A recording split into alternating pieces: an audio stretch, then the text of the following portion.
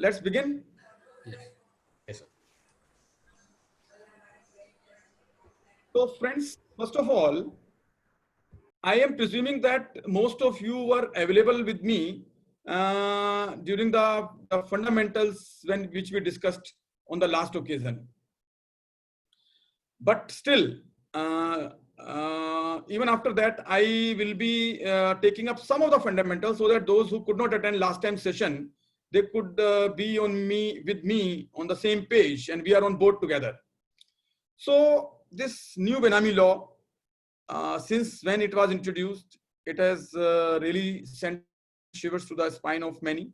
Uh, when I read it for the first time, I also got little scared that what kind of law it has been made, because it is, though our country needs it, the government has rightly done it. I am not objecting to it, but since there are lack of fetters with regard to the use of powers, this law is subject to misuse, great misuse, rather, I would say. So therefore, it is very essential for we professional fraternity to understand it properly, so that wherever any illegal action is taken, we can ensure requisite protection is provided against any illegal action by any enforcement agency. Uh, I have opened one slide before you. Now this slide, if you will see, it shows that some chimpanzees were attached by the enforcement directorate way back, few months back. And this was front page news in Times of India, I believe, and some other papers also. And the attachment agency was enforcement directorate. So enforcement agency attaching chimpanzees, I also got flabbergasted for a moment, how it is possible, using the powers granted under anti-money laundering law, prevention of money laundering law, how it happened. So when I analyzed the facts, I found, yes, they have the powers. Because the list of scheduled offenses attached to PMLA is quite wide, quite comprehensive. And one of the scheduled offenses is any violation of Wildlife Protection Act or Environment Protection Act or Water Pollution Act, etc., etc. So these laws are also there. So in case a person does any violation, he has committed scheduled offense. So if a person earns any proceeds from scheduled offense, then that proceeds become proceeds of crime, which are liable to be attached under PMLA by the ED. So these chimpanzees were treated, because these were attached, these were obtained by the person whosoever obtained them, whosoever took the custody of these chimpanzees, by forging some documents, or by violating, and also by violating some provisions of Wildlife Protection Act. So it became a scheduled offense, and therefore they being the proceeds of such kind of offense, they were liable to be attached. So therefore they were attached by the enforcement directorate. That is how it happened. Now, why I have this slide put before you? Because we are going to discuss Benami law. Yes, I am aware of that. We are going to discuss Benami law, dear friends. Don't worry. But I wanted to show that how the laws are going to affect now each other. How the strong interplay is going to work upon. It is very essential for all of us to understand. Because the laws are affecting and interviewing with each other now in such a manner that mere having some knowledge of one law only will not be enough to give protection under that law, to represent that law.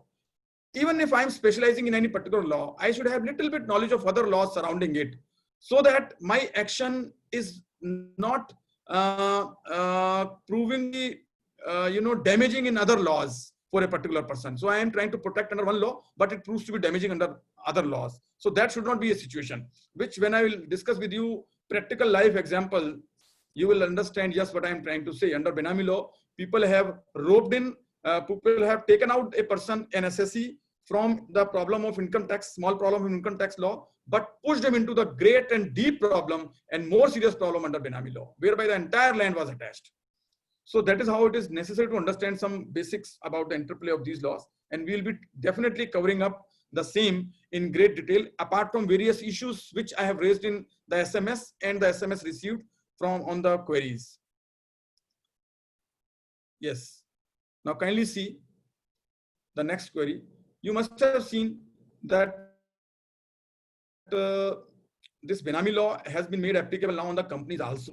because when the Benami law was introduced, it was introduced probably for some other objective. But since it was loaded with the nuclear arsenal and it was really an unguided missile, and therefore it is now changing the direction and direction in such a manner that people are caught unaware.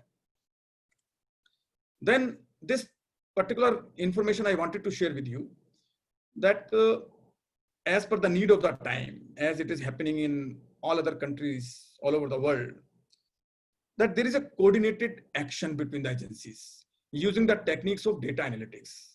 So all possible enforcement agencies who are associated with dealing with the laws, dealing with economic offenses, are going to function in a coordinated manner. So there is going to be strong interplay between various laws, which we did not witness so far. Then, sir, kindly see interplay of various laws dealing with economic offenses. I have tried to make the slide to make the things simple for you.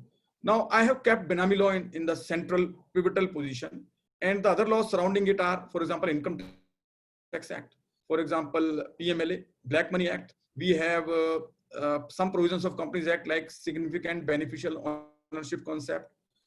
We have SEBI rules and regulations, and we have FEMA, and we have PMLA also. So on and so forth. So how these laws are affecting Benami law and how we have to make a total understanding of various laws so that we can make proper representation, that is what we will be discussing very briefly. And another thing which you might be thinking about, that why I have kept Benami law as a central pivotal point. It is not by chance, it is not because we are discussing Benami law today. Because factually speaking, Benami law is going to acquire pivotal role in times to come. Because whatever violation a person would be doing in any other law, the likelihood would be that there is violation of Benami law also. Because whenever violation takes place in other law, for example, a person does any violation of PMLA, then he in all probability would be acquiring assets in some other name to clean his money. So therefore, there will be violation of Benami law also. Similarly, now I will be discussing when we will discuss these laws also interwoven with this, how in other laws, Benami laws element is likely to be present. Then this slide I have already discussed. Then since we have already discussed the fundamentals about the Benami law, but for the viewers who may be joining for the first time, because I think the number of participants this time are more than the number of participants as were there at last occasion.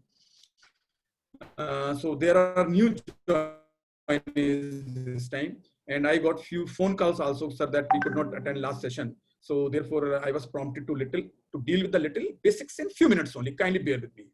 So in nutshell, the Benami law is based on the concept that there is a distinction between the legal ownership and beneficial ownership.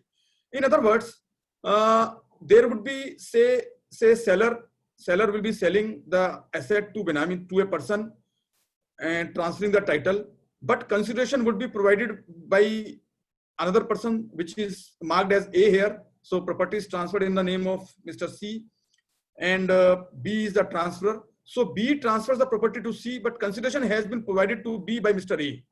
And the other important condition is that the benefit is being derived by Mr. A only, benefit of the property. If this test is not fulfilled, no Benami. This test is mandatory test. Other thing, to just keep Benami law simply in mind, the concept of Benami law is that under Benami law, there has to be existence of duality. Duality means there has to be distinction between the Benamidar and beneficial owner. Meaning thereby there has to be distinction between the legal owner and the owner who is not though legally owning the property but enjoying the benefit as an owner. Meaning thereby there has to be duality in the form of a true owner and a namesake owner. So long as this duality exists, only then the concept of Benami will pitch in. So I can see number of participants are more than maybe more than 50% more than we had last times. And really hats off to all of you, my professional brothers and sisters, that you are trying to make this session as interesting by your keen participation, even during these times when we are passing through tough moments. So friends, the factors leading to the origin of Benami law to your surprise, was not tax evasion. The first factor was violation of land reforms laws, which were brought out by the country in the country post-independence by various states to eradicate feudal system. So people were buying the land in other name. That was the first reason of doing Benami transactions. Then, of course, tax evasion, and of course, some people did some fraud on the creditors, etc., etc. There could be some other reasons also. Then this is broadly framework of the total concept of Benami law. The whole concept of Benami transaction has been divided under section 29A into 4 parts: Part A, Part B, Part C, and Part D. Under Part A, we have the classic example which I have already explained. Under Part B, we have if the property is held in fictitious name, it is straight away treated as Benami. Say somebody is keeping the property in the name of his goddess, deity, is some board, some this, that, or some say pet, etc., etc., which is not recognized as a person, as a legal person in the eyes of law, especially Benami law. It is straight away Benami. No further explanation or proof is required by the legislature as per the plain reading of the law. Then Part C says, if the owner is not aware of the ownership or denies knowledge about the ownership, then this kind of property, if found, will also be treated as Benami. And then pair of the consideration, if it's not traceable, then, or if fictitious, then Part D says it will also be Benami. Then this is of course subject to 5 exceptions, and the exceptions are there before you. And in the exceptions, firstly, we have if property is bought in the name of Karta, then if person acting in fiduciary capacity is having a property, for example, director, partner, etc. If property is held in the name of spouse or any child, spouse means his or her spouse only, not anybody else's spouse. Because I have been getting this kind of queries also. Okay, Mr. Taneja, you are right, but tell us who's the spouse. So then I had to go back to study law, and I said, don't be too excited. This slide I have made quite interesting for you, but the law clearly says it is his or her spouse. Then brother, sister, lineage, ascendant or descendant. Only if joint ownership is there, only then exception will be there. If no joint ownership, property bought in the name of brother, sister, mother, father, straight away Benami. Then if the person who has paid the consideration is continuing to show himself be the owner or deriving the benefit test also, then power of attorney cases. So these 5 exceptions are there. Now with regard to these 5 exceptions, the mandatory condition is that the consideration should be paid out of known sources, though this condition is not applicable on fiduciary capacity. Now what is fiduciary capacity and what do you mean by known sources? This is what we have gathered here to discuss these 2 things also, as per my promise made in the last session's discussion. Friends, I remember my promise, so I will fulfill it today. I will make a discussion about it today. Then the authorities. We have this broadly 5 kind of authorities. Apart from our jurisdictional high courts, constitutional high courts, we have 5 authorities who are supervising. In fact, Benami Prohibition Unit has been constituted in the country, which comprises of IO, approving authority, and administrator.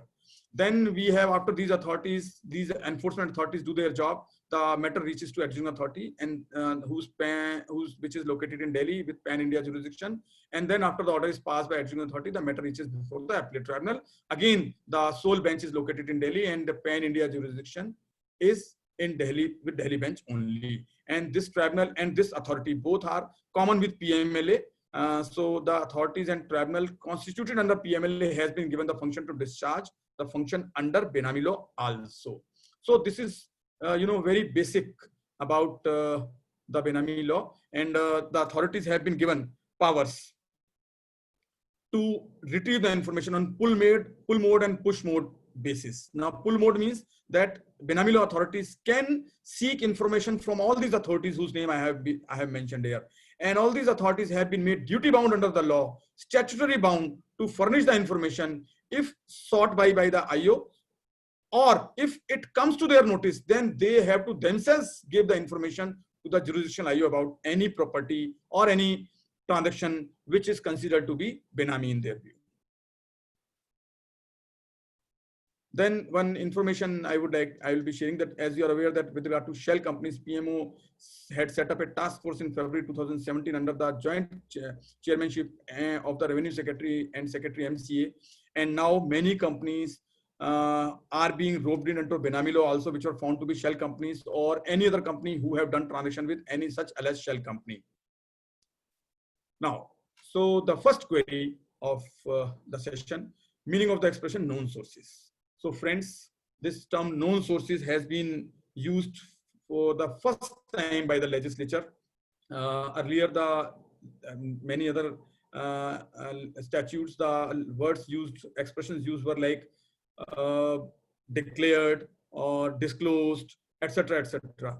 But here the words used have been known sources. So meaning thereby, if a person wants to take the benefit of any of those exceptions, any of those 4 exceptions, fifth one, fiduciary, is not covered here. So if any of those 4 exceptions, then the consideration should be paid from the known sources of the payer, meaning thereby the original owner, the true owner, the real owner, the beneficial owner. Then he has to pay the consideration out of his known sources. Now, known means what? Since the words declared or disclosed have not been used, so that does not been disclosed to the tax department. So that means one thing is there: if the legislator's intention would have been to use the expression disclose to take into consideration only those transactions which are disclosed to the income tax department, then probably some other terminology would have been used. For example, transactions disclosed, transaction declared, transaction of which tax has been paid. But instead of using any such expression, the legislature has used the word known sources. So that means it has got nothing to do with the declaration, with the factum of declaration to the income tax department or payment of tax thereon. So therefore, we have to take its generic meaning. Now, generic meaning would be known something which can be described, which can be known. So something which can be described is known. So meaning thereby, suppose I have paid the consideration. If I say it is paid from my bank account, and I have the source of bank account to make it further safe, if I have a source of bank account, my salary, or from this or from that, or etc., etc. The moment I am able to declare that, I think the condition, the requisite requirement of this exception is fulfilled. Now, whether tax is paid on that or not, probably that will be the a course of exercise between me and the income tax department. How income tax department is asking me, how I'm explaining them. If I'm not able to explain them, then what kind of action income tax department can take upon me. That is a different story altogether. But one thing is sure, that it should not come in the way of it being called as known sources, KNOWN. Then sir, next, fiduciary. Now this exception has been found to be quite interesting by many of us, that it gives exception to those transactions which fall into the category of fiduciary. Now, fiduciary means what? And to what extent we can get the benefit, and what kind of categories are involved here. So if we read the definition, we find that the definition is inclusive, apparently inclusive. So inclusive means whatever is mentioned here, that will of course come into the category of fiduciary. But it also means that something which can otherwise be also fiduciary, that can also come here, meaning thereby we can take the benefit of the same being as a category included here because of its being fiduciary capacity. Now the next very important question arises is, what is fiduciary? What do you mean by fiduciary capacity? So fiduciary capacity means fiduciary capacity which is recognized by the law as fiduciary capacity, not fiduciary just created with an agreement between two persons. Either the law or the circumstances are such that the law recognizes the same to be a fiduciary capacity in the given set of circumstances. I will explain, of course, with the help of some examples. But before that, just to give a background that how important this concept is. If you remember from the last day's last session's PPTs, I had drawn your attention on some provisions of Indian Trust Act 1882. Do you remember the sections? Yes, the sections are section 81, 82 and 94. So these two sections earlier allowed Benami transactions, which were repealed by the legislature by the government of India in 1988 when the original act of Benami law was introduced. Similarly, section 281A of the income tax also was repealed, which had allowed doing of Benami transaction subject to furnishing of information to the commissioner or chief commissioner of the jurisdiction by the person who was doing Benami transaction. So if that person provided the information of Benami transaction, then that was allowed to be done. But these were all repealed in 1988. However, section 88 of Indian Trust Act, which again talks about Benami fiduciary capacity, that has not been repealed. That means the Benami law, the law still recognize the same, accept the same to be a valid concept. And especially when, if we read some judgments of Supreme Court, then I will share with you that if there is a real fiduciary capacity, then that will be eligible to get the benefit exception here. The first question which arises in our mind is that fiduciary capacity needs to be explicit or it can be implicit also. Now, what do I mean by that? Now, explicit means when the fiduciary capacity is on the face of it fiduciary. For example, case of a director, situation of a director vis-a-vis the assets of the company. Say, suppose if assets are purchased in the name of a director by the company, from the funds of the company, for the benefit of the company, or in the name of a partner by its firm, using its funds for the benefit of the firm, then explicitly this is a fiduciary capacity. And trust case also, trust, trustee, etc., etc. But there are some implicit fiduciary capacity which may not be as such fiduciary. For example, a holding company is supposed to hold 100% shares of its wholly owned subsidiary company, but it is able to hold only 99 shares. One share, to make the number 2, it has to buy in the name of some nominee of the holding company from the funds of the holding company. Then here the fiduciary capacity will be implicit, that nominee will be holding the shares on behalf of the holding company.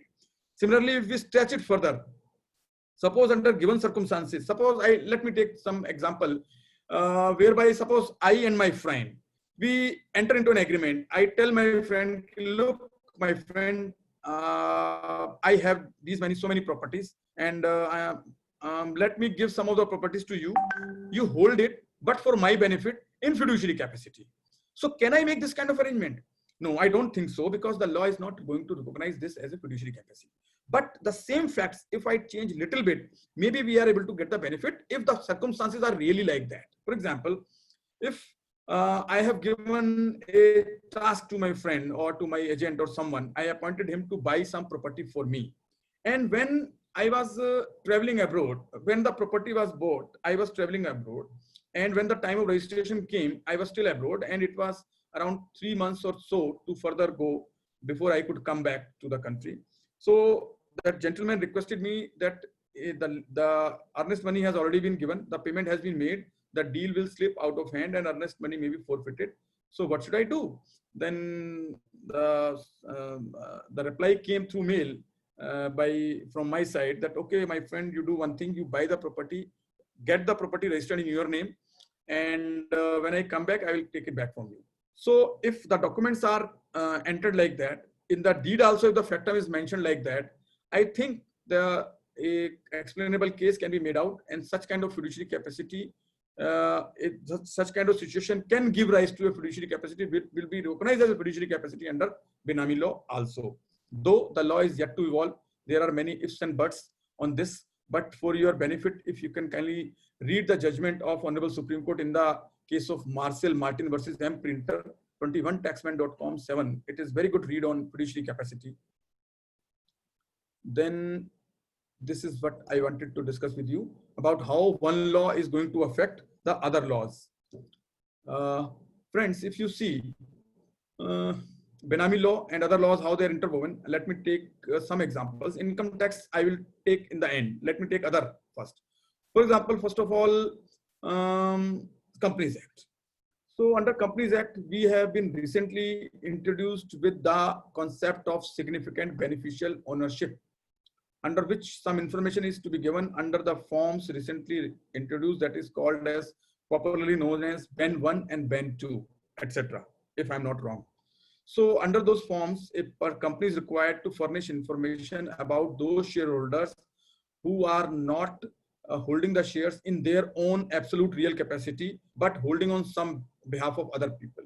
So other people means the beneficial owners are someone else. So if the significant beneficial ownership is held by someone else, then that kind of information is required to be given. So in this scenario, there would be certain kind of situations where if the significant beneficial ownership is because of the reason of acting with concert. Since suppose if the person is beneficial owner because he is acting through some other persons. So some person is acting on behalf of some other person. So shareholders are holding the shares on behalf of someone else. So in other words, the beneficial owner of the shares is acting through the registered shareholders. Then that situation, to my mind, can be roped under Benami law. If a person is acting with others, then that may not be Benami, because then that is a case of concert only. So concert is different from acting through. That may not be Benami, the later situation, but the former situation where a person is acting through the other, then that situation can be of Benami. So there, SBO, both the laws will be applicable. The significant beneficial ownership interest, that the person will be significantly beneficial owner under Companies Act, and as well as he will become beneficial owner under Benami law also. Similarly, let me take another example under money laundering law also. We will be discussing in detail, if the time permits today, that what is money laundering, what kind of transactions can be covered in money laundering. But for the limited time here is, I will discuss with you briefly about that how the transactions can be common. If a person has done scheduled offense, and if he has generated proceeds of crime, and if those proceeds of crime he has tried to clean, untaint by using it in some other's name, creating a shell company, etc., or depositing in some other name, etc., etc., creating assets in some other name, then on the one hand, PMLA will be applicable, on the other hand, Benami law will also be applicable simultaneously. Then friends, last but not the least, Income Tax Act, for which you must be waiting, that how many questions will be answered here. So there is going to be strong interplay between the income tax law and Benami law. Your first question mostly is that whether parallel application is possible, meaning thereby suppose tax has been paid on a particular transaction. So if tax has been paid, whether on the same transaction, Benami law consequences may also arise. Benami law can also be applied. So friends, for that, I will take your attention to two sections of PBPT Act, section 60 and section 67. Now, one of these sections says that Benami law will have overriding effect in case there is inconsistency. Section 67 is saying so, inconsistency between this law or any other law. And section 60 says that this law is in addition to the provisions of any other law and not in subrogation of any other law. So meaning thereby there is multiple application possible. And that is what we have been witnessing also. It may lead to double whammy, of course, but multiple application is possible. So meaning thereby, if a person has paid tax, but the transaction is Benami, if we apply definition contained under section 29 A, B, or C, or D, then that transaction will be and can be, by under the provisions of law, treated as Benami as well, despite there being no tax demand on it, there being no tax evasion with regard to it. Now let us take for few examples. In one case, what happened? One gentleman made surrender of some, during the course of search, of some amount, say rupees 25 crores. And one of the component of the amount surrendered was rupees 10 crores, being the amount of bogus share capital received from B Limited. And the name of the gentleman was Mr. R, and his company was R Limited. So bogus share capital was received from B Limited to R Limited. So he made surrender, he paid tax also over thereon. But after a few days, his statement was recorded by the Benami law officer. And then during the course of the recording of the statement, the first question which was asked was, look, Mr. SSC, Mr. Gentleman, you have made surrender of this much amount? He said, yes, sir, I have paid the tax also. Okay, so on this amount, one of the amount is bogus share capital from B Limited. Yes, sir, I have paid tax on that also. Okay, so that means you have given cash before receiving share capital to B Limited. Now there was silence, but silence would not convert the answer into no. So the presumed answer would be yes. So that means the gentleman gave cash to B Limited. That is, Mr. R gave cash to B Limited of rupees 10 crores. In lieu of that, Mr. R gave check to B Limited, R Limited, and R Limited in return gave issued share certificates to B Limited. So those share certificates are held by B Limited in not its own real capacity, but on behalf of Mr. R. So that means B is holding the shares as Benamidar, and Mr. R is beneficial owner. So the entire amount of rupees 10 crores deposited in the bank account of R Limited was attached by the learned initiating officer. So whether he has done anything wrong, friends, you will yourself get the answer for the same. That since the shares are Benami, so that becomes Benami asset. But the debate will arise whether the amount of rupees 10 crore can also be attached. The IO calls it as proceeds. No, but I think here he is wrong, because proceeds, the Benami assets are shares. So shares are yet held by B Limited. The shares are not sold. So once the shares are sold, only then the question of proceeds will arise. So the amount of rupees 10 crores are not proceeds of the Benami asset being shares. So Benami, rather shares were issued in lieu of the rupees 10 crores. So the rupees 10 crores are held by Messrs R Limited in its real capacity. That cannot be treated as Benami asset. Benami asset, the department will be able to prove at the best shares. That too also certain subject to some ifs and buts. And some ifs and buts are there. What are the ifs and buts? For example, one school of thought is also saying that the shares are not a genuine asset. It is a fictitious asset. Since no assets comes into function, into picture, into existence, so therefore there cannot be a Benami transaction. Friends, this could be an arguable point, but the Benami law has been brought onto the statute for the purpose of taking care of such things only where a thing exists or is said to be exist but does not exist. So meaning thereby on paper there is something, but behind it there is nothing.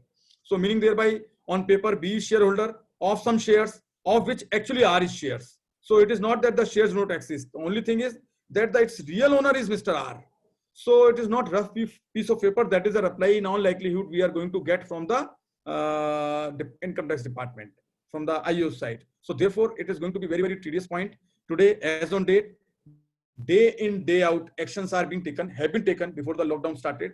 And many transactions whereby alleged bogus share capital was received, which has been alleged to be bogus because of some statements of some person, has been treated as Benami, irrespective of the fact whether that has been accepted by the income tax department as genuine or whether some tax has been paid.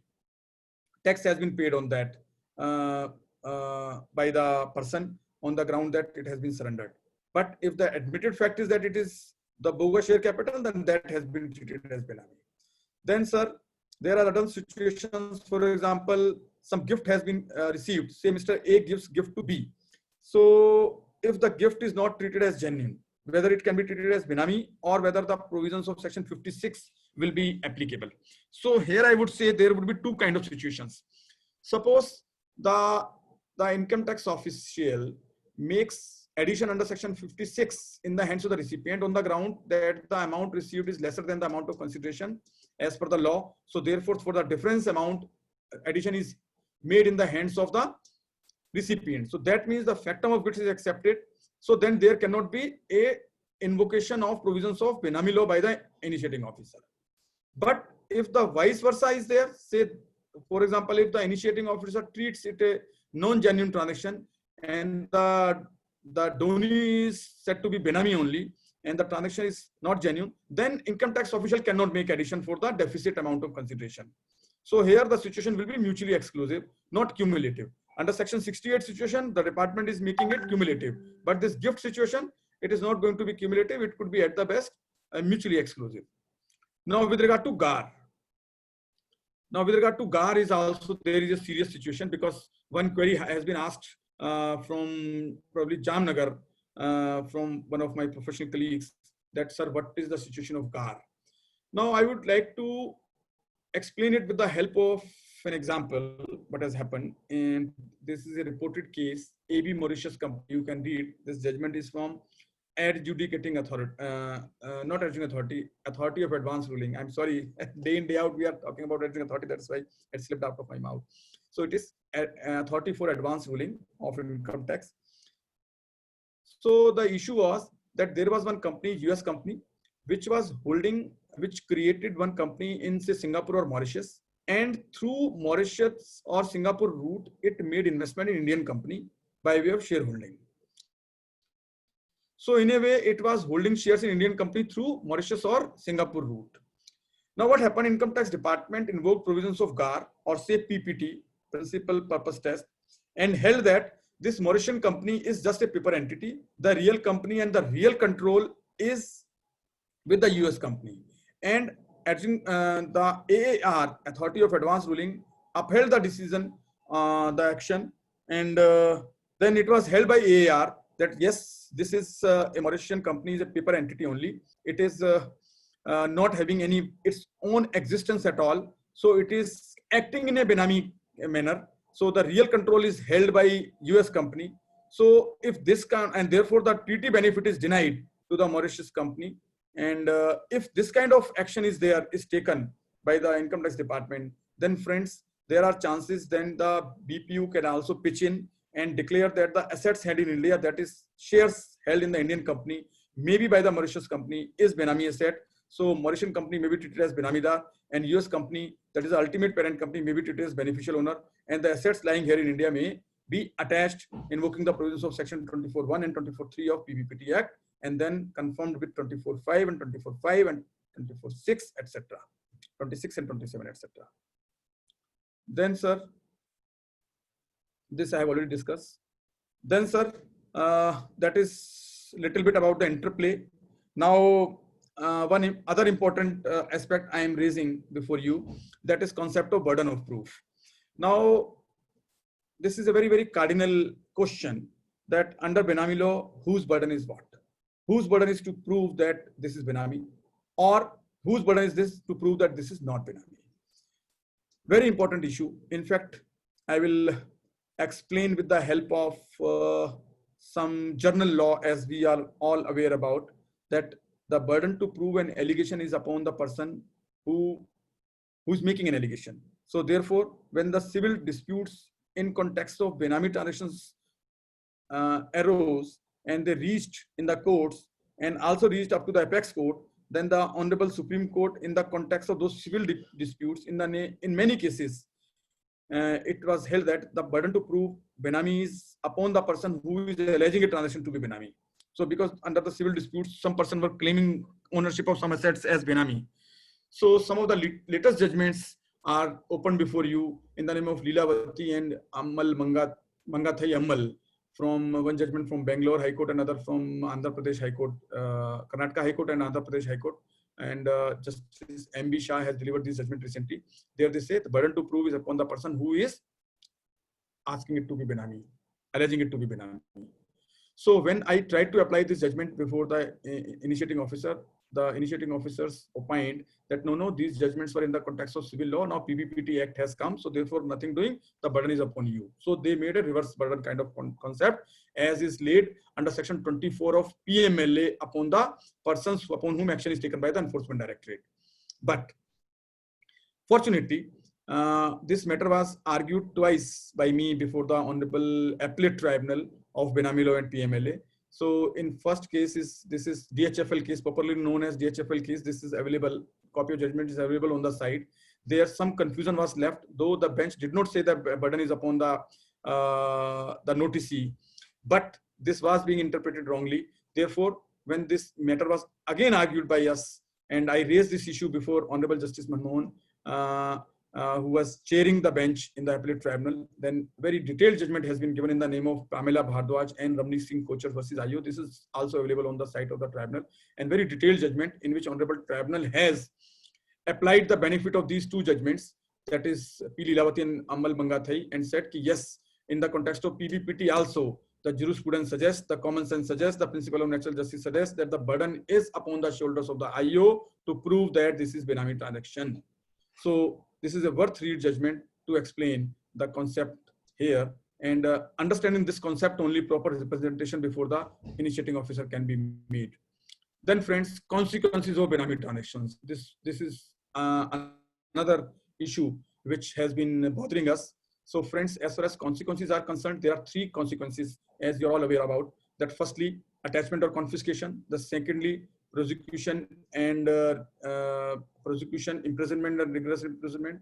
And for false information, also under section 54, there is some payment of fine and imprisonment. So I'll take one by one.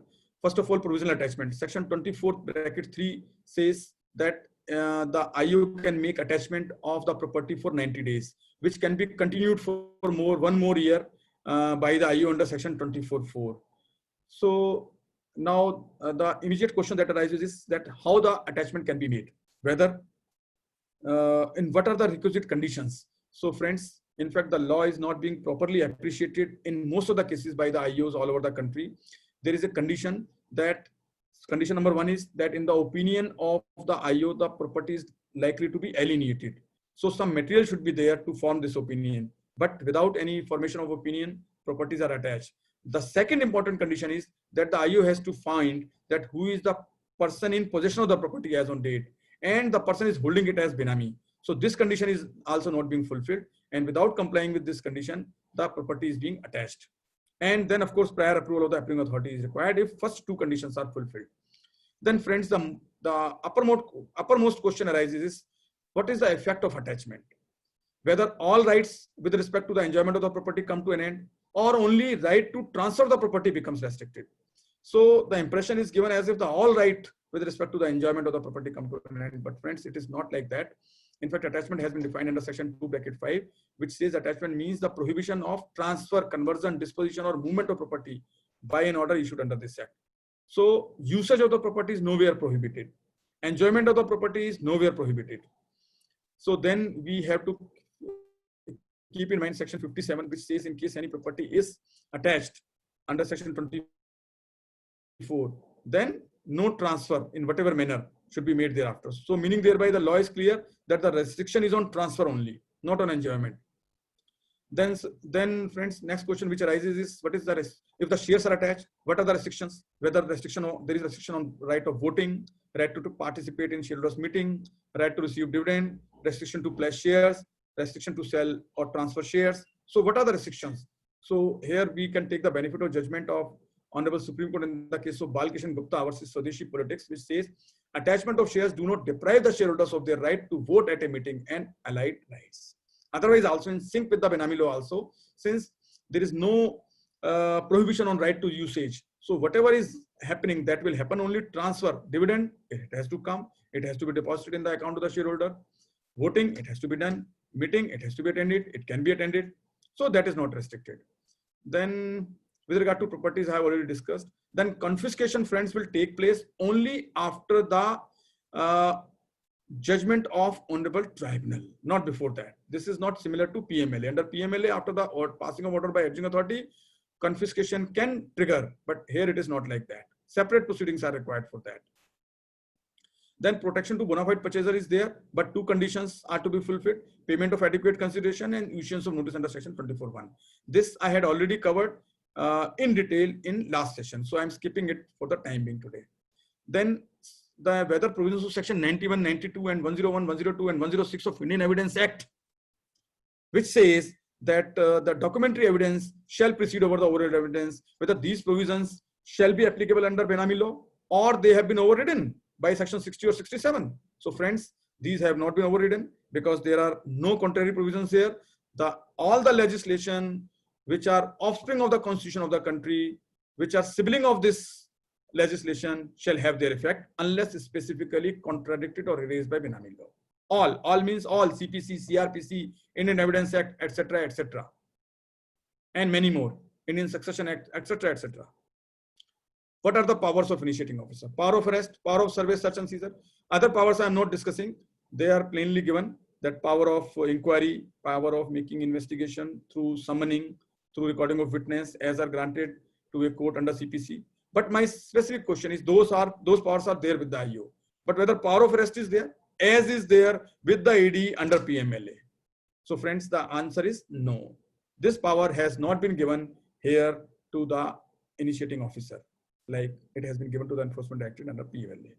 Power of survey, search and seizure, whether given, actually not given, but actually they have also. So how they have? Mostly it is because it is part of the investigation wing of the Income Tax Department.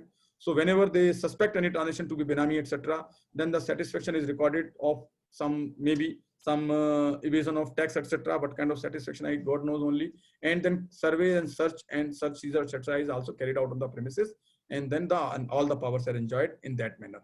So in a way, it is a kind of doing something indirectly which is not directly permitted under the law, but it is happening as on date. in some of the cases I have witnessed. Writ jurisdiction. This question is quite frequently asked for me, whether writ remedy invoking writ jurisdiction of the High Court can be availed for any harsh action under Benami law. Sir, with regard to writ, law is very clear. Writ jurisdiction can be invoked only when there is some palpably injustice on the face of it has been done upon a person, meaning thereby that even if the allegations made in the show cause notice are proved to be correct, since then still the law will not make it as Benami under section 24 or read with section 29 A, B, C or D. So meaning thereby the allegations will have no legal effect. So meaning thereby the courts are not required to thresh out the facts. Then of course, maybe the writ jurisdiction can be invoked. But without these conditions being fulfilled, if writ jurisdiction is invoked, I think sometimes the situation become more damaging. So writ jurisdiction has to be exercised very carefully, very, very meticulously and sparingly, and not in a normal manner. Otherwise, situation becomes rather worse than the situation if the proper routine legal remedies would have been exhausted. Then now I have got two choices here, since we are reaching 7. So one is that I discuss some of the practical examples which I had taken, or I take up the queries which have been raised, because queries are also large in number. So this is a DHFL Manpreet case, which is a very popular case, which was published in newspaper also. I think you can read it, the judgment, and if there would be certain aspects, you can raise it by way of query. Now, this practical example I will raise, because this is also based upon a practical query which was raised on the last occasion, that whether NRIs can also be roped in under Benami law. Sir, I am repeating again that foreign properties cannot be covered under Benami law, as per the clarification given by the Honorable Finance Minister late Shri Arun Jaitley, because he said for foreign properties we have Black Money Act. But there could be some transactions which have been done by the non-residents in India that can be covered. For example, a person remitting funds who is living abroad, remitting funds to his Indian friends to buy property in Indian friend's name, Indian friends buying property in his name, but on behalf of the gentleman abroad, and keeping property in his behalf only, just using his name. Then if these facts are proved, then there will be violation of FEMA proceedings, Benami proceedings, and income tax proceedings as well. So this is what has practically happened, and I am dealing such case. That is why I am saying yes, there would be serious situation if such kind of situation has arisen. Then just 2-3 lines about the money laundering, because it has got strong interplay. What is money laundering, in fact? Because we sometimes confuse it with the aspect of, or the action of, or the offense of converting black money into white, where the only tax evasion has taken place. Friends, in fact, money laundering requires some more conditions to be fulfilled. So because that conversion from black to white, that is taken care by the income tax law. So money laundering is for something else, where money laundering comes into play, where a person has done an offense. Offense means any of the offenses listed in the schedule of the PMLA, that is scheduled offense. So a person has committed an offense and he has generated some proceeds out of such an offense, commission of an offense, and such kind of proceeds he is claiming to be clean money, untainted money, mixes up with the other funds. So that is an action of money laundering. Though some amendment has been made, but my understanding is that these 3 stages are required. That is illegal dirty money, conversion, and legitimate into white money. So these 3 stages on the slide, which are opened before you, are there. So friends, this is within precisely 1 hour, I have finished most of the slides with this privilege with me, that I have now sufficient time to discuss with you about all the possible queries which we can raise. So with regard to the queries, I think let me take up the queries one by one on the basis of some mail. One mail was there, and then from mailer I will be raising up the queries from the queries sent to me by Mr. Rahul. So one query is from Kartik Shah. Kartik ji, this is the mail you had sent. It says, if property is transferred Benami on 1st April 2017 and was attached by the IO on 1st January 2019, then for the penalty, whether the fair market value of which date would be taken. Yes, I had already clarified during my last session that the fair market value on the date of execution of transaction only alone would be taken, not now when the action is being taken. So when the transaction was taken, the value at that time. Okay, whether the burden proof has shifted the beneficial owner under Manpreet case. Yes, sir. Kindly update your knowledge. Fortunately, another judgment has been given in the case of Pamela Bhardwaj and Ramneet Singh Kochar versus IO, wherein the Honorable Tribunal has given a detailed judgment relying upon the judgments of Supreme Court, holding that the burden is upon the IO since he is alleging a transaction to be Benami. Please explain why and what exactly is covered by expression of Benami transaction related to part performance. Power of attorney cases are covered under exception, but two conditions are required to be fulfilled: that there should be payment of stamp duty on the contract of giving power attorney, which should be registered. So contract should be registered and stamp duty should have been paid. Only then there is exception, otherwise no. Then very important question is next, whether the option of furnishing FD receipt of State Bank of India getting the confiscated property released under Rule 6 be available for immovable property. So far, to my knowledge, confiscation proceedings have not yet been started by the urging authority. But to my mind, if we read Rule 6, it is meant only for movable properties. For immovable property, no such privilege has been given. No privilege of any compounding has been given or payment of fine has been given. I think the legislature has treated the very existence of Benami property as dangerous to society or to the nation. That is why the law is very clear that it has to be attached. Then, sir, other query is also from on mail.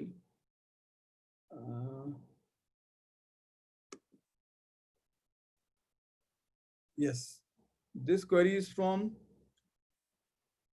Kapil Sanghvi, chartered accountant for Maharishi and Company, Jamnagar. Kapil ji, your first question is very good. What will be implication of invitation of GAR under the Benami law? So GAR I have already explained. Yes, wherever GAR will be invoked, we have to see the chances may fall under Benami law also if parallel that offense has also been done. Any transfer agreement entered into with regard to family arrangement. If the family arrangement is subject to clear agreement, enforceable under law, or subject to court order, then of course, this will not be subject to Benami. Fiduciary capacity benefit may be availed. But if it is just made between two persons, not full-fledged family arrangement, I doubt whether any such benefit can be taken. Then how the additions made under demonetization period will be treated under Benami law? Sir, so long as clause G can be applied, wherever there is a distinction between the person who is not the real owner but still holding the asset as beneficial owner, and clause G can be applied, then of course Benami law can be applied. So, but it will have to be decided on fact-to-fact cases. All demonetization cannot be covered, and it is not that none of the demonetization case can be covered. So it will depend upon the facts. Then transfer of any asset is prohibited during insolvency procedure by NCLT. Would it attract Benami law? Yes, friends. As far as this NCLT provisions is concerned, if because of the order of some court, the property is not being transferred, then the benefit of fiduciary capacity can be availed. But if just to avoid the provisions of Benami law, a person is holding the property with himself, then I think he cannot avoid the provisions of Benami law. So again, the facts will decide. No one-line answer can be given. What is the source of information for initiation of Benami proceedings? Sir, earlier 2 years back, everybody was wondering that how a person will be able to prove a transaction as Benami. But believe me, how the IO will be able to prove Benami. But believe me, information is getting served to him on platter, on pull mode basis, on push mode basis. He is getting a lot of information through search, survey, and many other channels, complaints, etc., etc.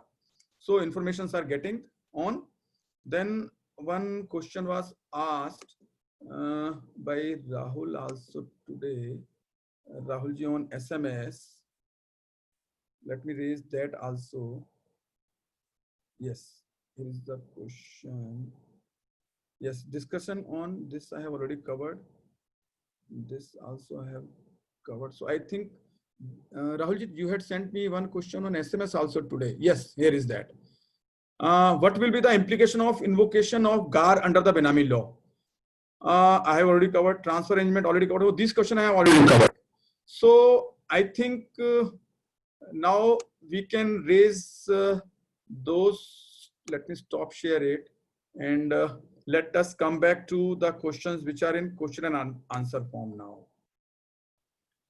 Yes. I am sorry. I will not be able to those queries in which appreciation of facts are required. Only those questions which raise an issue, I will be able to answer that for want of time. A builder claims to have paid around 3-4 lakhs in cash to each of rupees 23 buyers to help them to flat with him. How is it covered under Benami? No, I don't think there is any situation of Benami here. Other consequences under income tax law may come into play. Exception to Benami law, sister and brother, whether joint ownership required? Yes, sir. Varsha ji has asked this question.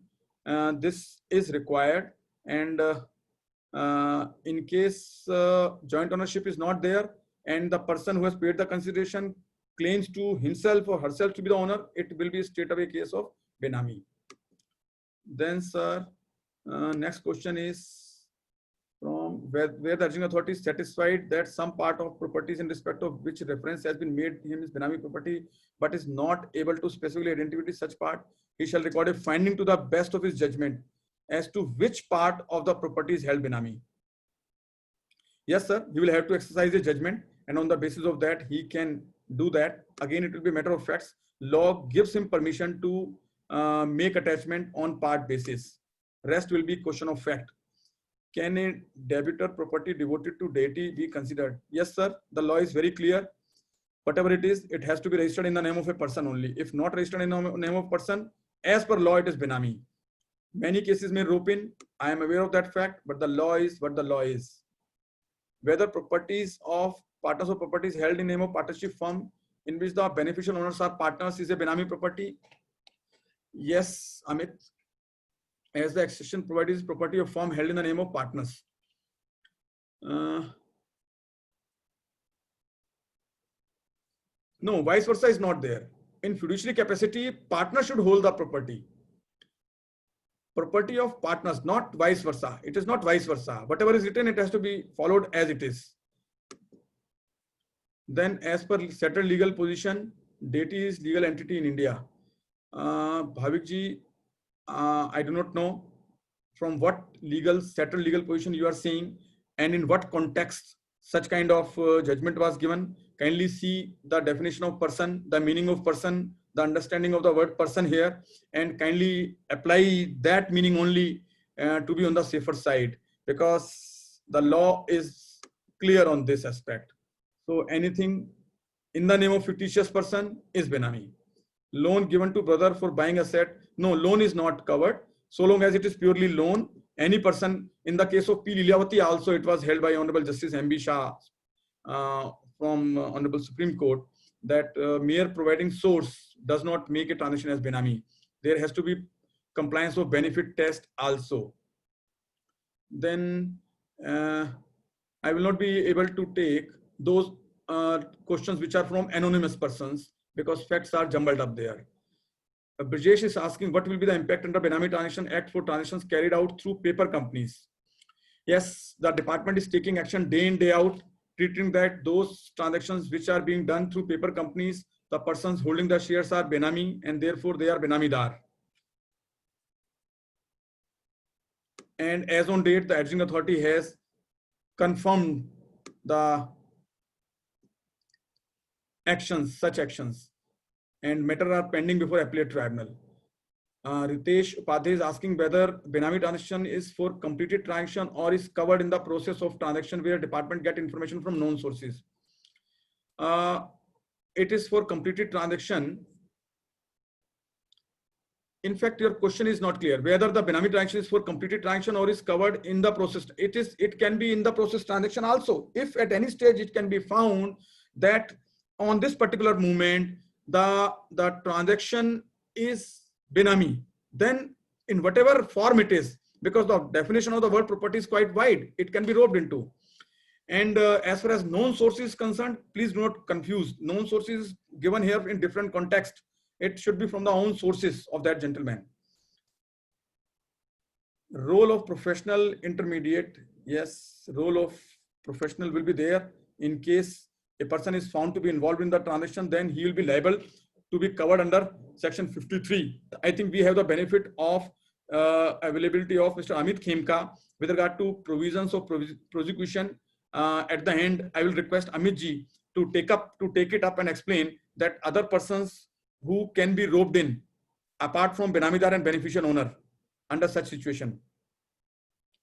Then there is one question from Prakash, but it is too detailed and a lot of facts are there, cannot be answered like this. Can a trustee of public trust registered under benefit of Bombay Public Trust purchase a property for trust in his name? Yes, so long as he is holding the property as a trustee, for the trust, in the capacity of fiduciary, he can do it so. But the facts should be clear, full transparency should be maintained. If a company has cash in bank balance, purchase any property assets being the declared cash, known sources, part of the money is on account of bogus share capitals. Yes, these kind of transactions are being treated as Benami transaction, Brijesh ji, but the only embargo is, in such case, only shares can be treated as Benami, that too at the most, and that too as on date, subject to further evaluation of law from the courts. But the property held by the company, in my view, cannot be declared as Benami at all. That action is wrong on the part of IO, because that property belongs to the company. Company is the sole owner of that property. It could be cash, it could be immovable property, it could be bank balance. Then whether full assets purchased from known sources and accommodation transactions, this I have already answered, Brijesh ji. Then Lakshya ji is asking, in case the Benamidar is not aware that beneficiary has created property, if he can prove that his name was only used without his involvement, but if he says he had lent the money, he has lent the name, then he is straight away Benamidar. Then he cannot take the shelter that no, I had only lent the name, please forgive me. No, Benami law does not give any such kind of liberty, relaxation, mala fide, bona fide. No, if you have given the name, lent the name, willingly lent the name, then you kindly be ready for the consequences. Law is very clear. What about the judgment of Manpreet on the burden of proof? I have already explained. The judgment of Pamela Bhardwaj has come, which is a very good judgment. Kindly read that on burden of proof. Then Kapil ji is asking, in bogus share capital, can the shares being asset in the hands of the shareholders and its beneficial being the other person? Can shares being Benami asset being attached by authority? Yes, that is what is being done, that the shares are Benami property and that has been attached. So two schools of thoughts are there, as I have already explained. So as on date, the thought prevailing is yes, that person who is holding the asset is Benamidar. But let us see in times to come how the other schools of thought would also involve, but this is definitely a danger zone. Atul Purani ji is asking, thanks, you are not asking, you are giving the compliments. Thank Atul ji for your kind words. Then Paras Chatterjee is asking a question. I missed his question.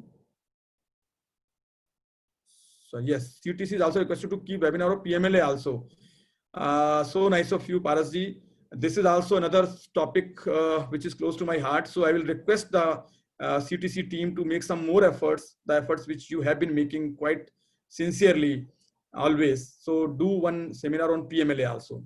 Then Shashi Ashok ji is asking, with respect to the AB Mauritius case, there are two pronouncements. Yes, I'm talking about the second pronouncement. So there, that pronouncement is prone to attraction by Benami law also. Sir, whether gift by a person, no, I will not be reading any queries by the anonymous attendee. Please be clear, be transparent, don't be Benami. The one law is sufficient. Benami law is saying don't be Benami. So Rupesh is asking if agriculture sale bill. Let me be clear, if so, but anybody is asking question, we will definitely believe that this question is being asked either academically or on behalf of some client. It's not your question, my dear brothers and sisters. If Rupesh is asking, agriculture sale bills are taken in the name of various family members and cheat was found in search. Cheat, I don't know, language is not clear. Cheat was found in search. Please explain that. If at any point of time there is a distinction between beneficial owner and legal owner, Benami law will pitch in. Please explain the exemption once again. Already. Sir, FIR can be treated as source of information to IO. Yes, it can be treated as source, but will have to be sufficiently explained and substantiated by the IO. So this question was asked by Himanshu ji. Then can a flat be taken friendly loans from spouse? Yeah, friendly loans you can take, no problem, so long as these are loans. Then next question is Ajay Bhagwani ji is asking, any income disclosed under VSV can be subject to? No, so long as your income, no problem. But if it is found at lien, but there is some provision that there will be immunity under Benami law also. That is what my understanding was. So I think Benami law should not be invoked. Otherwise, this scheme will fail. And my understanding of the scheme at that point in time was that Benami law immunity is inbuilt therein. But if some assets are held, which are apparently held in the name of some other person, and we bring in those assets, then there are chances that the provisions of Benami law will also get triggered. Jayant Chedaji is asking, purchase of property by father for benefit of major child. Is it a case of Benami? No, it is not a case of Benami because it is for child. And my understanding is child means child, whether major or minor. Then can the judgment rendered in Pamela Bhardwaj be relied before any high court? It does not have a binding precedence, but it does have a persuasive value. And the detailed discussion made in the judgment can be made use of to make a good case before the Honorable High Court. Then Gurdeep Singh Bagga ji is asking, can a brother purchase a property, his brother name, and same is gifted to him? Sir, gift no problem. Because जहां जहां पूर्ण समर्पण की भावना है, कोई problem नहीं है. But बात ये ना कि आप गिफ्ट देते नहीं हो, गिफ्ट देते हो फिर ऑनर अपने आप को दिखाते हो, प्रॉब्लम वहां है. Gift no problem. But if you buy the property in brother's name, keep it your benefit in balance sheet, show yourself to be the owner, there is definitely a problem. Then Naresh ji is asking, hello sir, can a property which is mortgaged to bank? No, if mortgage to bank, no problem. Mortgage, no problem, because benefit test will not be complied on the part of the banker, so that will not be covered under Benami.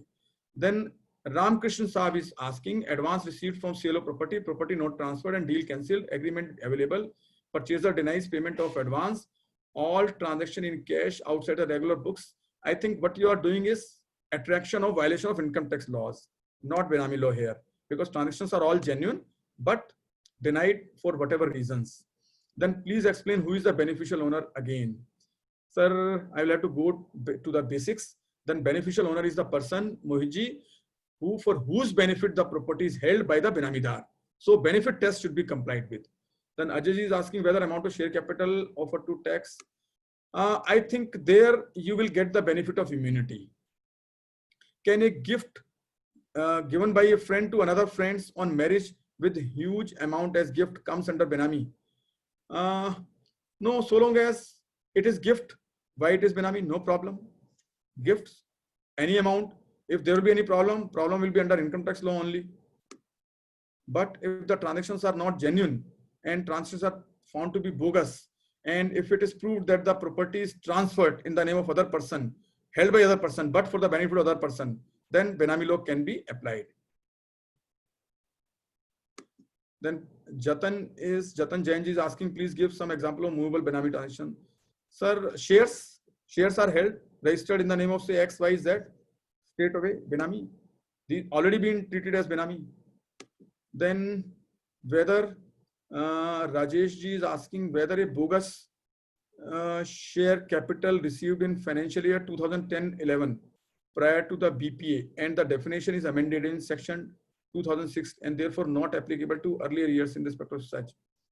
Earlier year, this year, that year we have already discussed. Because of the word held, they are not making any distinction. So they are attracting Benami Transactions Act. Whether PPF deposit can be anything if it is held on behalf of somebody else, if other Dushyant Maharshi ji, any other conditions are also fulfilled, that is benefit test and 29A, B, C, D test, then it will become Benami. Then this anonymous query I am not able to answer. Then Bhavik ji is saying thank you organizers, and thank you organizers. So I am endorsing your compliments, and I am also saying great thanks to the organizers. Please throw light on whether law is retrospective or prospective. What's G, we have already discussed. Law is not clear, matter is pending before the Supreme Court. Today it is being applied retrospectively because of the word held, etc. Then Karthik ji, sorry, anonymously was clicked by mistake. You mentioned that acceptance of addition of share premium can lead to invocation of Benami law, will this be situation even if SSC accepts under? Now, as far as VSV scheme is concerned, I think let's have one more session clearly on the clauses of this, that what the clause is saying and how Benami law will not be attracted on that. Let us keep this query pending for our next session. Maybe with the PMLA session, we can cover it up again. If Benami property is sold before no issue notice, then what course of action can be taken by the IO? If Benami property is sold before IO, issue notice. Yes, sir. This is a great problem. If Benami property is sold before the notice, the bona fide purchaser will have to claim the protection under section 27, sorry. But problem will remain for the seller. Proceeds can be attached and he can be made liable for the proceedings. So कर्म छूटेंगे नहीं, कर्म का जो वो है उसका फल वो इसी लाइफ टाइम में मिलेगा. Can a friend give to another friend in case of marriage? Yes, no problem. Gifts can be given so long as these are genuine gifts. Then can multi-department investigation be initiated at the trial stage? Or yes, of course, at any stage multi-department action can be given. Then Piyush Narayan Gupta ji is saying one person made a sales to person who made payment through banking channel. Later find that payment was made by accommodation entry operator. As far as truly speaking, entry operator case should be made addition under section 68. But if any point of time, any share capital, or any other asset in the form of loan is held by someone else whose real owner was not that person, then the Benami authorities are saying then this was a Benami transaction, the asset was Benami asset, and if at any given point of time and any transaction or asset is held as Benami even for 1 minute, then section 6 says that there is no U-turn allowed. Since there is no U-turn allowed, no compounding allowed, so therefore it will be Benami transaction. So that answers my question to another gentleman also who was asking about section 6. Section 6 will be applied in this manner. Then, sir, where consideration is adequate but major portion of payment is still to be paid, whether benefit can be denied to the buyer.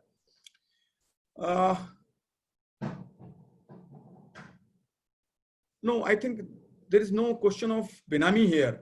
So long as the property is registered in the name of a person. So are you trying to say that property is now physical possession is transferred, benefit test is being transferred, but the property is not yet, the transfer is not yet done in the name of the new person? Then there are chances of invoking Benami law on the basis of plain understanding of law, because power of attorney cases have been given an exception on the basis of some 2 major exception only.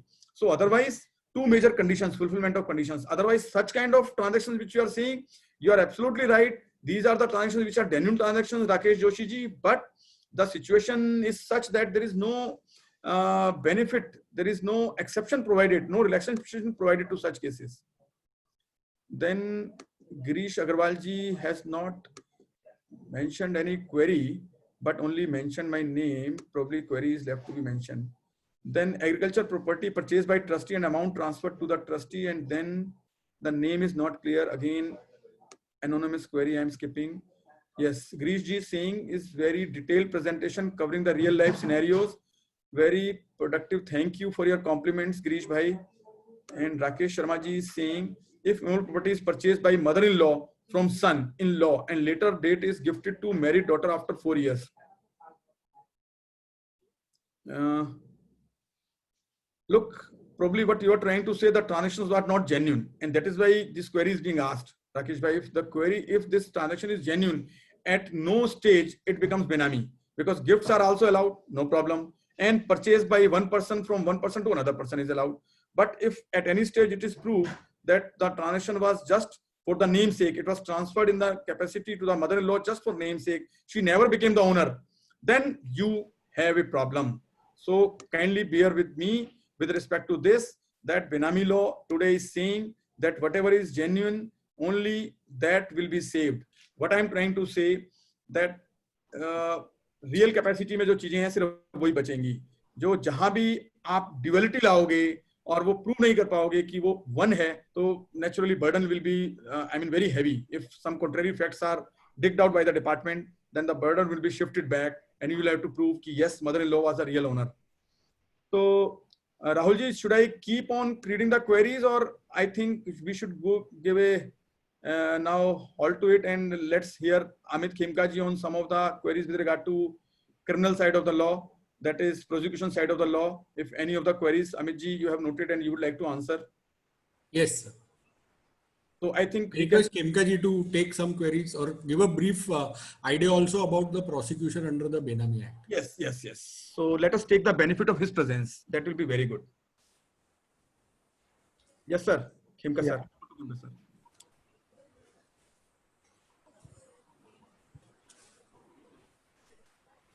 Good evening, friends. After you have such an eloquent presentation, there are, it is and to the chartered accountants who are specialists of the allied laws. It is really a crime to shift them to a subject which they are not too much interested. But the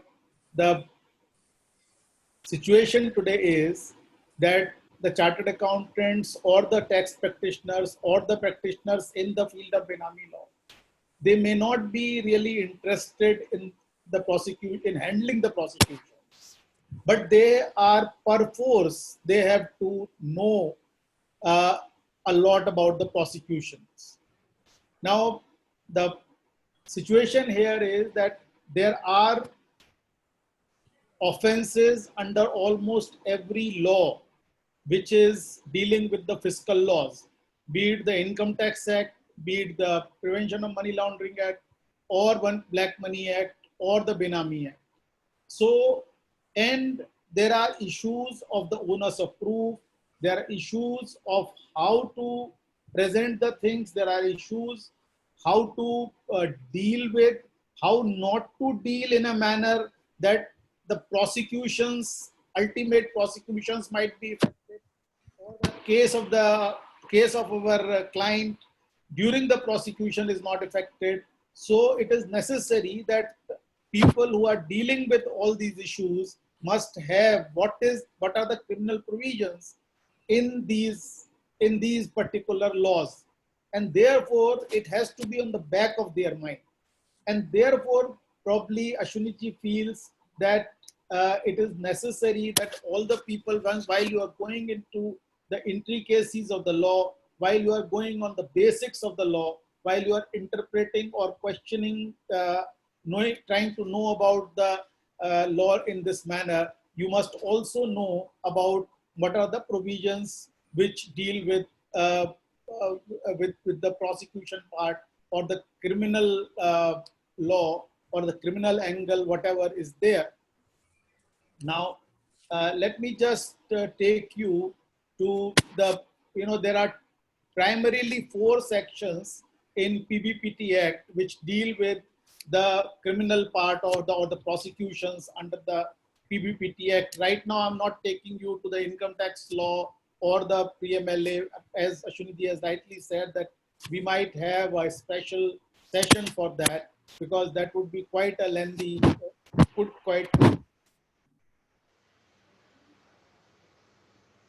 there is one section 3 which existed in the pre-amendment act of act, it was very much there. And under that,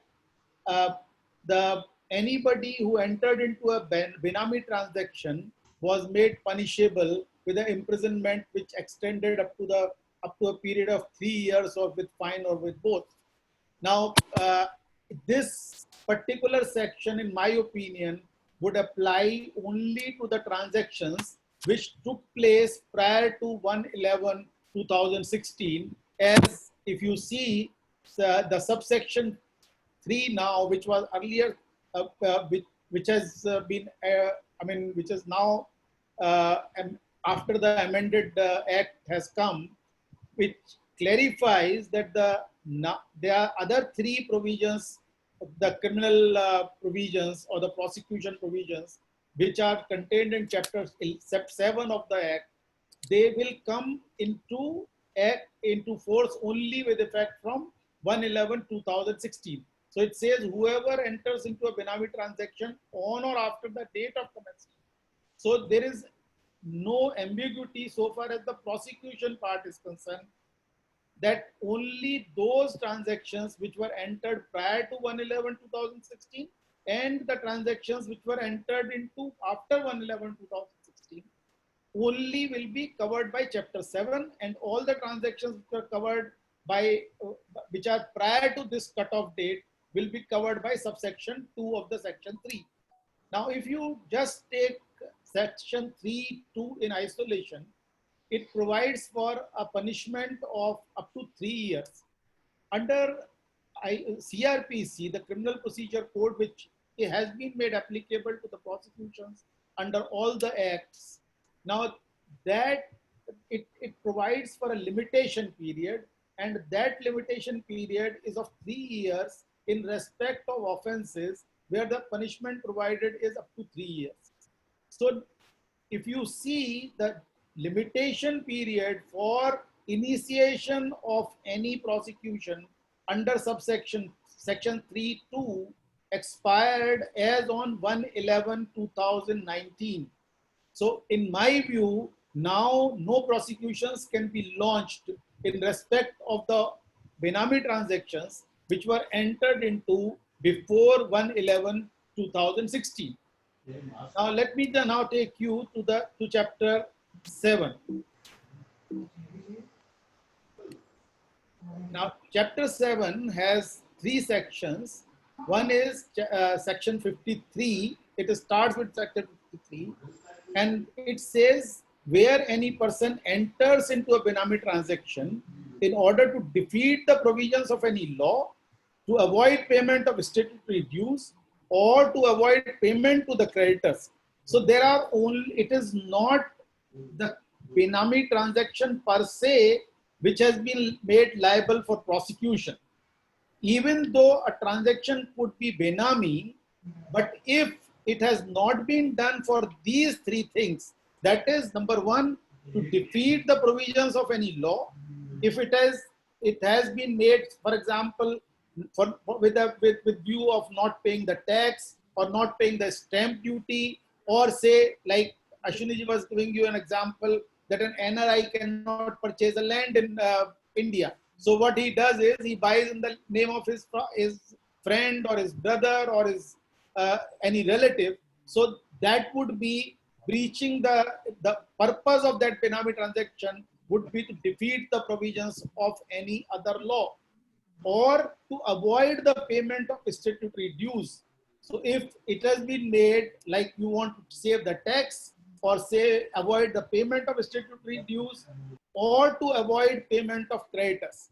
Now you know that a tax demand is coming, or you know that a decree is there which is likely to be executed against such a person. He, in order to avoid the payment of to the creditors or to the statutory dues, he transfers the property Benami. Now these are the 3 situations in which he will become liable for prosecution. But mind it, it would be only those transactions. I've highlighted the word enters. So enters, it is only those transactions which have been entered into post 1/11/2016. Section 53 will only come into play in those transactions. Now, Ashwini had also asked me as to who are the people who would be liable for prosecution under this provision.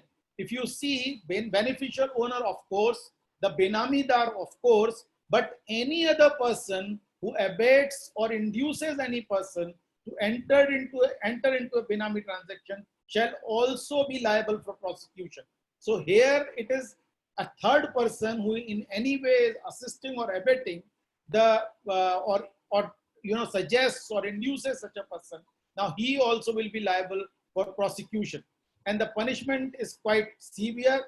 Earlier it was only for the pre 1/11/2016 cases was only 3 years, but now it will not be less than 1 year and may extend to 7 years. Now then there is Section 54, which talks of not providing the information. if the information is not shared with the authorities as honestly, or the information is not shared, or if false information is provided, then also there is a punishment up to 5 years, and minimum punishment is 6 months. Now then, all these prosecutions can only start with a prior sanction of the sanctioning authority. So it is just like in the case of income tax prosecutions also, in this particular act also, the prosecution sanction is required. Now, so I don't think there are any of the queries on the prosecution part of it, but maybe we will have some other day, we will have some other program when we can talk about it. I have in brief, and I think the time is already over of the program. So thank you very much, Rahul ji and Paras bhai and Abhishek ji, for having me on the show. And I feel honored to be here. Thank you very much. Rahul, before Rahul, there is one query is coming to me repeatedly on my personal phone also, and that is a query which I think should be answered because it might be bothering to many of us. The query is that in case some offer is made to settlement commission, disclosure is to the settlement commission, and settlement commission accepts that offer, whether Benami law can be applied there also. Friends, only one thing I would like to say, settlement accepts the thing as it is with regard to the disclosure of income. Now, if under that process, some violation under Benami law has also been done, so no immunity is granted under the law, under the income tax law, section 245, with respect to the Benami law. So that immunity is with respect to penalty or prosecution under income tax law only. So that should be clear, because many people are thinking कि no, settlement commission ने साहब settle कर दिया, हमारे पाप धो दिए. नहीं, ऐसा नहीं है. Benami law is totally different. So now you were saying some 8 or 9 hands have been raised. If you want, you can give them opportunity. Otherwise, subject to your protocol of time and all that. So there are only 3 as of now. I'll allow Ajay Bhagwani to speak. You can. Hello, Ajay. His mic is off. Hello. Yes, Ajay, you have a query? Yeah. I have already raised another query instead of that. You can ask it on. Basically, it was that there is some unclaimed liabilities in respect of purchase of asset.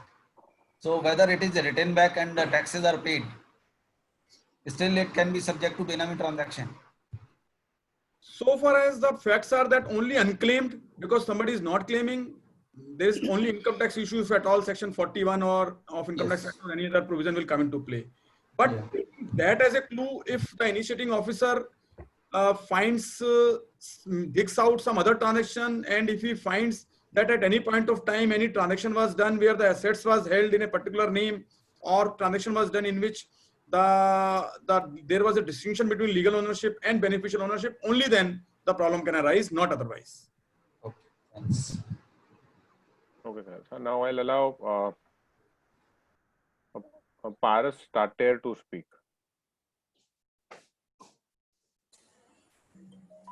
Yes, this is. This is Nehal Shah, sorry. Okay. So my question is, it was actually raised in Q&A section. So agricultural land purchased by trustee on behalf of trust. Now the consideration flow is like that. The trust gives it to trustee, and immediately the trustee transfers to the seller. But because it is an agricultural land, and in Maharashtra, agricultural land cannot be taken, it can be purchased only by a farmer. So, and the purchase agreement does not mention on behalf of the trust or something. So what are the precautions to be taken in that case? Actually, Neha ji, very good question you are asking. And this is not the question of yours only. This question is being asked from all over the country, from many states. For example, you know that Shah Rukh Khan's case was this only. His property was attached, that not that Ali Mannat wala bungalow. his Alibag bungalow was this only, which was published in newspaper. Also, we can share the facts. There also there was issue was that only that the land could be bought in the name of native only of Alibag. So many cases where NA, you need NA also in Maharashtra, though I do not belong to Maharashtra, but since many cases we are handling, so I can understand. And 7-12 जिसको कहते हैं 7-12, वो नहीं हो पाती ना. That is why. So as Amit ji has rightly explained, something which you cannot do directly, if you do indirectly, there is what exactly to take care of that situation. Benami law which is into. For example, in Chhattisgarh, non-tribals cannot buy the land. So people in some cases have made non-tribals as partners in their firm and then bought land in their name. Though fiduciary capacity benefits are available, but partner should be real. In real capacity, he should be partner. Similarly, Rajasthan, there is a problem. Rajasthan Land Reforms Act also prohibits Section 118 of Rajasthan Land, 42 of Rajasthan Land Reforms Act, that from land cannot be transformed from khatedar to non-khatedar, from member of SC/ST community to non-member. So there also some nominees introduced. So if nominee is in real capacity, no problem. But if he is in Benami capacity, there is a problem. Similarly, HP also Himachal Pradesh Tenancy Act Section 118 prohibits transfer of land to non-Himachali. So there also this kind of problem has arisen. So at any given point of time, any person involved in between should be in real capacity only, should be real owner only, should not be namesake. Because transaction done even for 1 minute Benami can put the things into trouble. Though the law is evolving, but I am sharing today's scenario. And But as you said, sorry. and such a transaction, Ashwini ji, will be also violating some other law. So it would be liable for prosecution as well. Yeah, so straight away relevant clause of section 53, it has been done to violate some other law, will also be affected. Absolutely. Okay. And one more thing you added, that you said if proper transparency are made, clear it is made, okay, for this reason the agriculture land or the land is taken for that purpose. So what kind of precautions we can take at the time of making documentations or to prove it that it's a genuine case? Look, मैं उसमें इस तरह से कहता हूँ, बेनामी के discussion को मैं इस तरह से समअप करता हूँ. Paras will be able to catch the word which I am going to use very fast. इसमें ड्युअलिटी नहीं चाहिए, आपको सिंगुलरिटी चाहिए. अद्वैत, आपको अद्वैत होना मांगता है. क्यों पारस? You can correlate with the word Advaita very. जब तक आप अद्वैत हैं, यानी कि आपका beneficial owner legal ownership distinguish नहीं है, अलग-अलग नहीं है, नो प्रॉब्लम. एक्सेप्ट जब ट्रांजैक्शन फिड्यूशियरी कैपेसिटी में हो रहा है, बस फिड्यूशियरी कैपेसिटी में या एक्सेप्शंस में फॉल हो रहा है. अगर एक्सेप्शंस में है, नो प्रॉब्लम. फिड्यूशियरी कैपेसिटी में है, no problem. Otherwise there is maybe a problem. And that is what benami law is saying कि जो रियल है वो करो, जो रियल नहीं है, जो बेनामी है, जो आर्टिफिशियल है, वो नहीं करो. Thank you so much. Thank you, Neha ji, for asking such good questions.